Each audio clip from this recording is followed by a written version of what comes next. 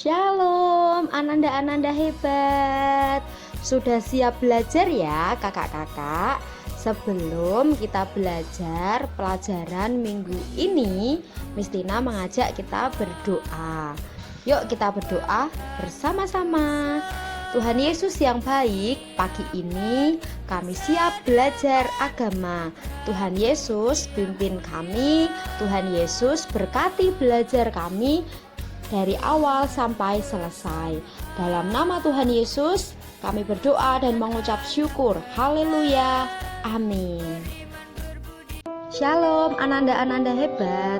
Minggu ini kita akan belajar pembelajaran 4 dengan tema saling menolong dalam keluarga yang diambil dari Galatia 6 ayat yang kedua.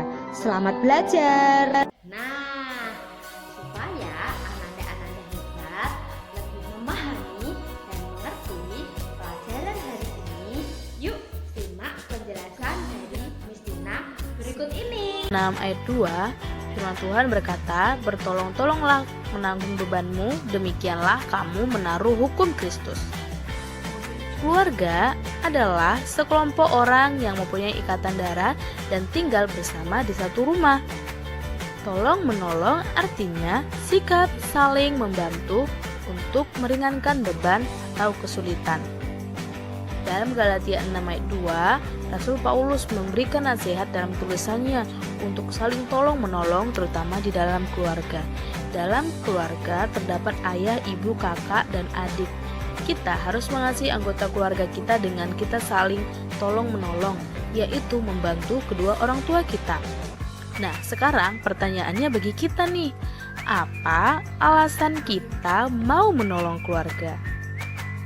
Alasan kita harus saling tolong-menolong dalam keluarga, yaitu pertama kita bisa belajar perintah Tuhan. Dalam Ulangan 5 ayat 16, kita disuruh untuk menghormati dan mengasihi kedua orang tua kita. Yang kedua, orang tua sudah berjasa buat anak-anaknya. Mereka telah mengorbankan banyak waktu, tenaga, pikiran, dan materi hanya untuk membesarkan kita, mengandung selama 9 bulan, merawat kita, mendidik kita, menyekolahkan kita sampai sukses. Kita sebagai anak-anak harus berbakti kepada orang tua karena jasa-jasa orang tua kita. Nah, adapun yang kita bisa pelajari contoh-contoh menolong anggota keluarga antara lain mencuci piring. Nah, yang kedua menyiram tanaman. Yang ketiga melipat baju. Yang keempat menyapu dan mengepel. Yang kelima mencuci pakaian. Yang keenam menjaga adik. Yang ketujuh membersihkan dan merapikan mainan yang sudah kita pakai. Yang kedelapan merapikan tempat tidur sendiri sehabis bangun pagi. Dan yang kesembilan membantu orang tua memasak. Dan banyak hal-hal contoh menolong keluarga atau orang tua di rumah yang bisa kita lakukan. Dengan kita saling menolong, saling peduli dan bekerja sama di dalam rumah, maka pekerjaan rumah terasa ringan dan dapat diselesaikan dengan cepat. Apabila bisa menolong sesama, maka hati kita akan terasa gembira dan saling menolong harus didasari oleh rasa kasih sayang yang tulus. Ananda hebat, selanjutnya kita akan melihat kisah di dalam Alkitab bagaimana Tuhan Yesus sudah memberi teladan dalam menolong sesama. Tuhan Yesus mengubah air menjadi anggur. Pada waktu itu di kota Kana, provinsi Galilea ada pesta perkawinan. Tuhan Yesus, ibunya dan murid-muridnya diundang ke pesta perkawinan itu. Ibu Maria mendengar bahwa para pelayan sedang kekurangan minuman anggur.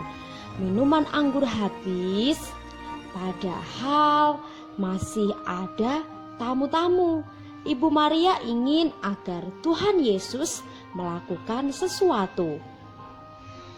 Ibu Maria menyuruh para pelayan untuk menuruti apa yang akan dikatakan Tuhan Yesus. Tuhan Yesus menyuruh pelayan itu agar mengisi penuh tempayan dengan air.